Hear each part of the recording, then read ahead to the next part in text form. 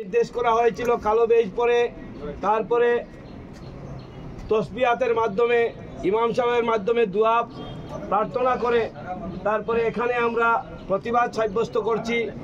সবাই এই মহল্লার প্রত্যেক ব্যক্তি ছোট থেকে আবাল বৃদ্ধ বণিক সবাই এই আন্দোলনে সামিল হয়েছেন। আগামী দিনে অল ইন্ডিয়া মুসলিম পার্সোনেল বোর্ডের নির্দেশে যে আন্দোলন রাখা হবে সেই আন্দোলনে আমরা একত্রিতভাবে আমরা সম্মিলিতভাবে অংশগ্রহণ করব। শান্তিপ্রিয়ভাবে এই ওয়াকফ বিলের বিরোধিতায় সমস্ত ভারতের প্রত্যেকটি মহল্লায় মহল্লায় যেভাবে আজকের দিনে কালো বেজ পরিধান করে এবং আল্লাহর কাছে প্রার্থনা করে সাহায্য সহযোগিতা চেয়ে এই বিলের বিরোধিতায় মানুষ যেভাবে নেমেছে, ইনশাআল্লাহ আগামী দিনে এই আন্দোলন সার্থক হবে।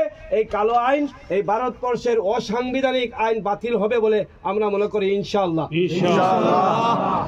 ওয়াকফ বোর্ড বাতিল করো, বাতিল করো, বাতিল করো, ওয়াকফ বিল বাতিল করতে হবে, বাতিল করতে হবে, বাতিল করতে হবে, বিল বাতিল করতে হবে, আমরা মানছি না, মানবো না, আমরা মানছি না, মানবো না, আমরা মানছি না, মানবো না, ওয়াকফ বিল বাতিল করতে হবে,